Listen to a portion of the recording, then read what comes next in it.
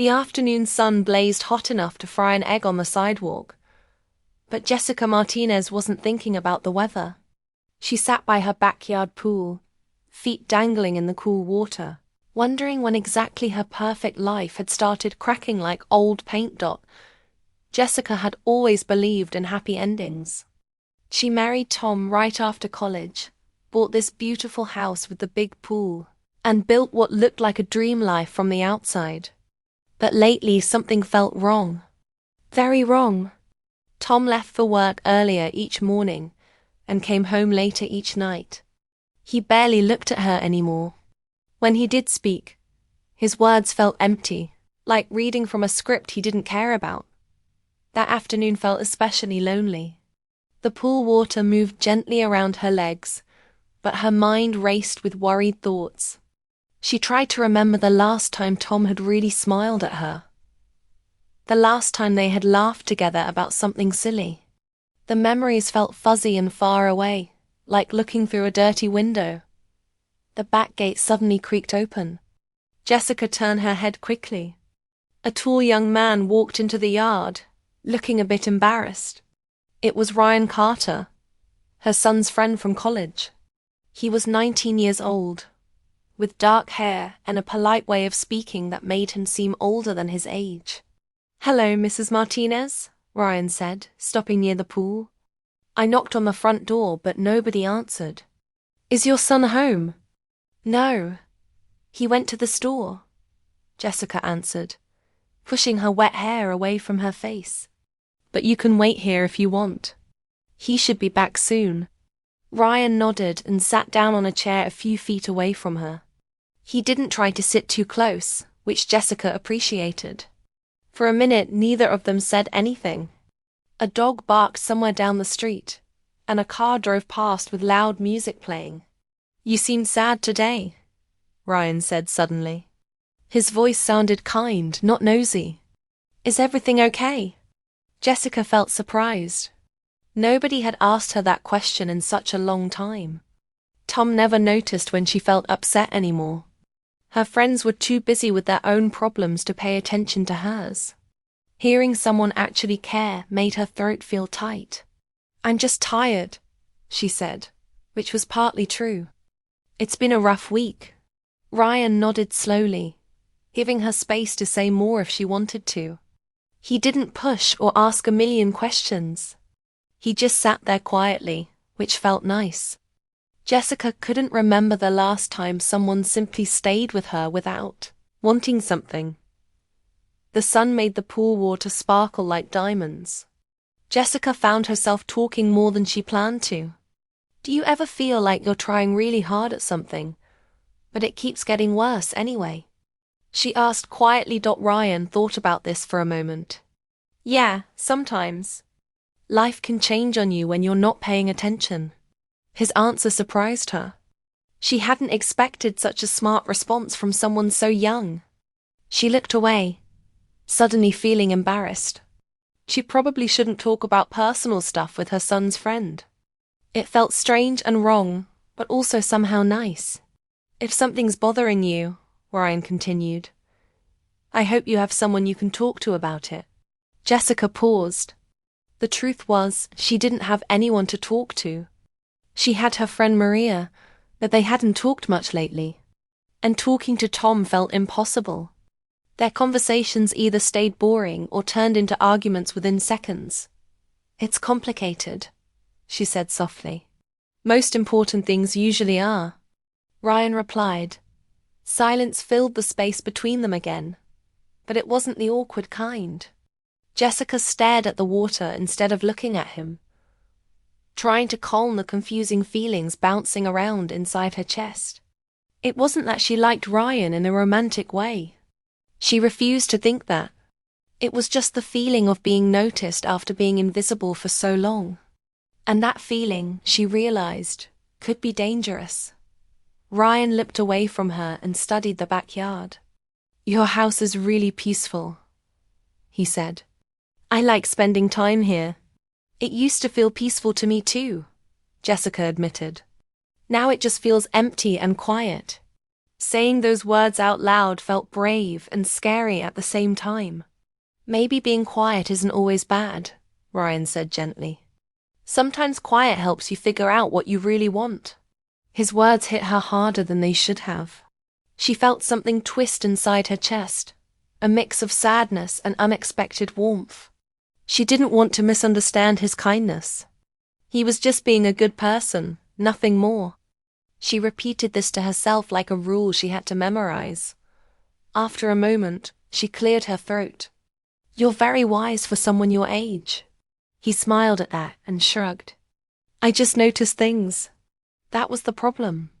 Jessica wasn't used to people noticing her anymore. Not in a way that made conversations feel real instead of fake. A wave of guilt washed over her. She could already feel her emotions drifting toward places they shouldn't go. Thankfully, Ryan didn't seem to notice the storm spinning inside her head. Her phone buzzed loudly, breaking the moment. Tom's name appeared on the screen, but she didn't answer. The phone rang and rang, then finally stopped. Ryan stood up politely. "I should probably go. Tell your son I'll catch him later." Jessica nodded, feeling both relieved and strangely disappointed. "Thanks for keeping me company," she said quietly. "Any time," he replied with an easy smile. "You deserve someone who listens to you." Then he walked away, leaving Jessica alone with her reflection wobbling on the pool's surface. She stared at the tiny waves he had left behind. They were small and subtle, but strong enough to disturb the calm water. Strong enough to remind her how weak and vulnerable she had become. Tom returned home very late that night, long after Jessica had already changed into her pajamas and curled up on the couch with a book she wasn't actually reading. The sound of the front door always brought mixed feelings. Hope that he might look at her the way he used to. Disappointment because she already knew he wouldn't. Tom walked in quietly, phone pressed to his ear, saying something to someone from work before ending the call. His eyes glanced toward her quickly, offering a brief, tired smile that didn't reach his eyes. "Hey," he said, already walking toward the kitchen. "Hi," she replied, closing her book even though she had no idea what she had just read. Tom poured himself a glass of water and leaned against the counter, scrolling through emails on his phone.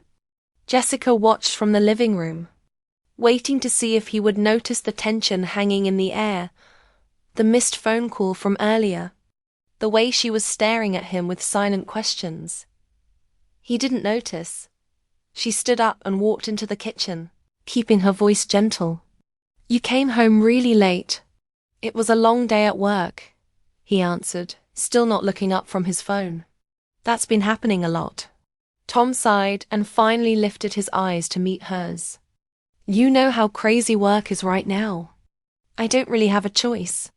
Jessica nodded, even though she wasn't sure she believed him anymore. The distance between them no longer felt temporary. It felt permanent, like the new normal of their marriage.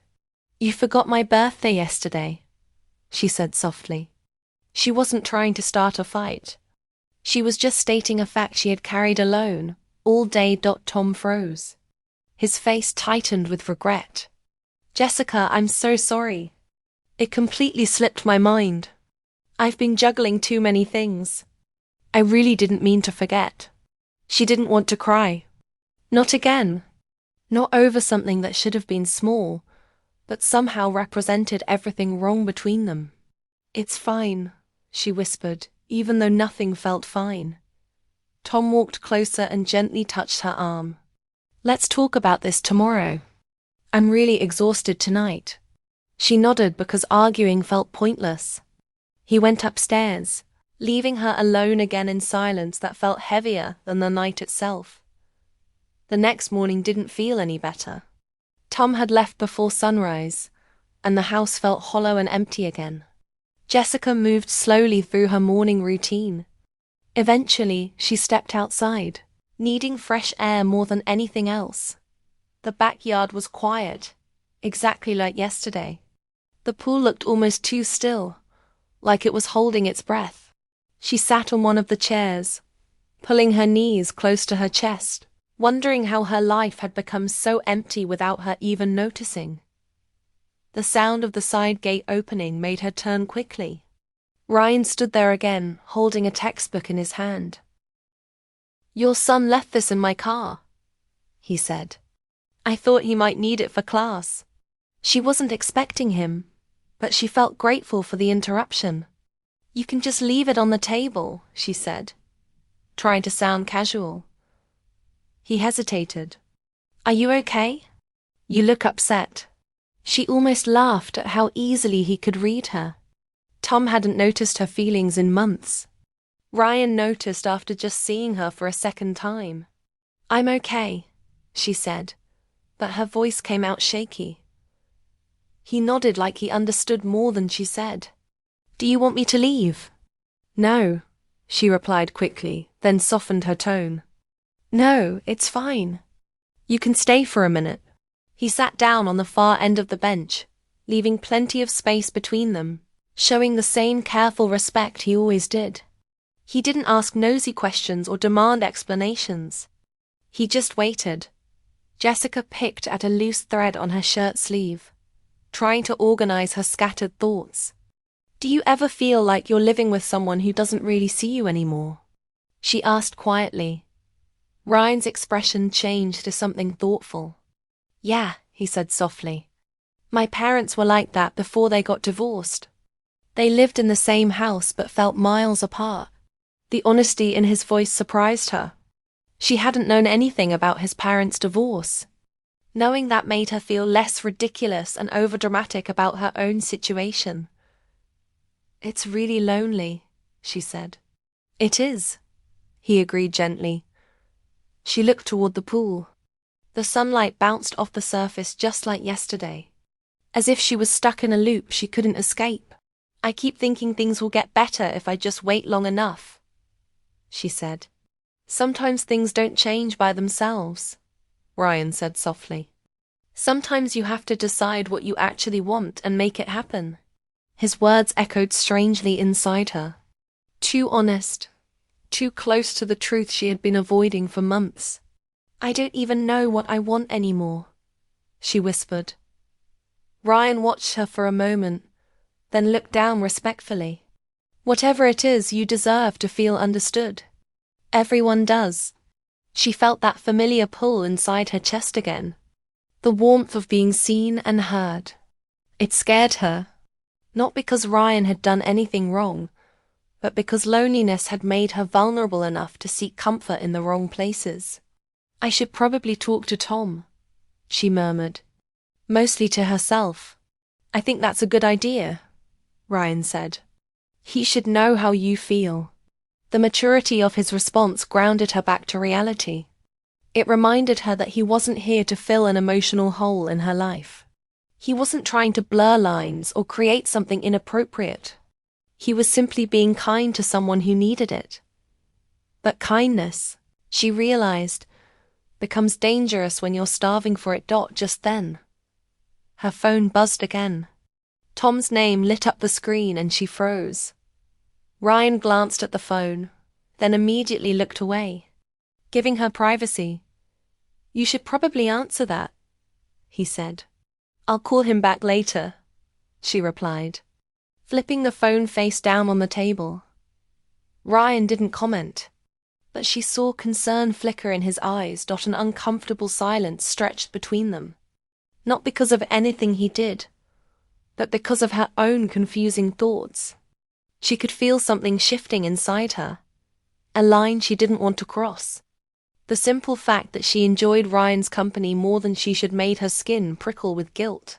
"I think I need some time alone," she said gently. Ryan stood up instantly, respectful as always. "Of course.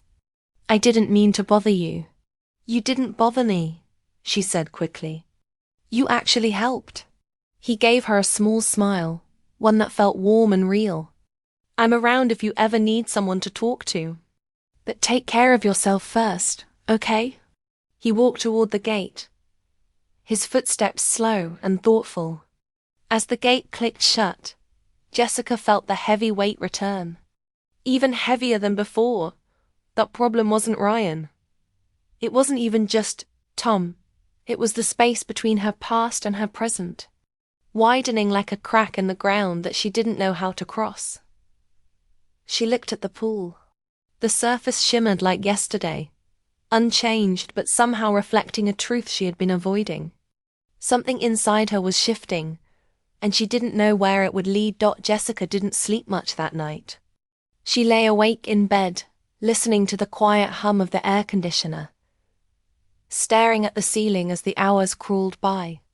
Tom had come home after she was already in bed.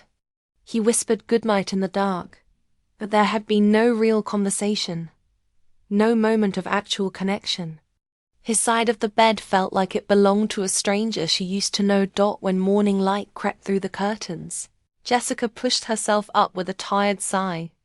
Her throat felt tight and her thoughts felt scrambled. She couldn't keep drifting through her days like a ghost who happened to live in this house. Something needed to change, even if she didn't know exactly what that change should look like yet. She stepped outside, craving the quiet of the backyard again. The air felt warm, and the pool shimmered with soft reflections of the early morning sun. She sank onto the chair near the water, feeling tired in a way that went much deeper than just physical exhaustion. The memory of yesterday lingered in her mind. Ryan's calm voice, his understanding, the way he seemed to get it without asking too many questions. She hadn't realized how starved she had been for simple emotional connection until someone offered it freely. And that, she thought, was exactly why she had to be careful. The gate didn't open this time. There were no unexpected footsteps, no familiar face approaching her with quiet concern. Instead, she heard Tom's voice calling her name from the back door. Jessica. She turned, surprised. Tom rarely came outside in the mornings. He stepped toward her, looking hesitant and nervous. "Can we talk?" She nodded, though her chest tightened at the thought of the conversation they had avoided for so long. Tom sat down across from her, elbows resting on his knees. He looked tired, more tired than she had allowed herself to notice before.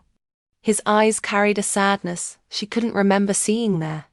"About yesterday," he began quietly, "and the past few months." Jessica waited, unsure where this was going. "I've been really distant," he said. "I know that. I've let work take over everything. I've stopped showing up for you. And I see it now. I really, truly see it."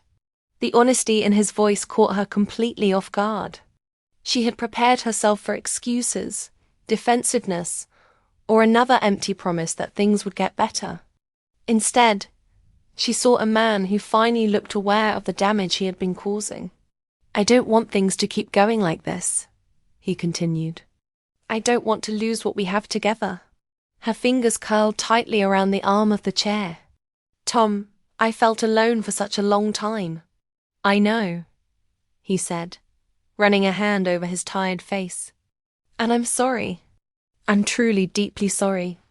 But I want to fix it. I want us to be us again." The words hit her with a strange mix of relief and fear. Relief that he was finally talking at all.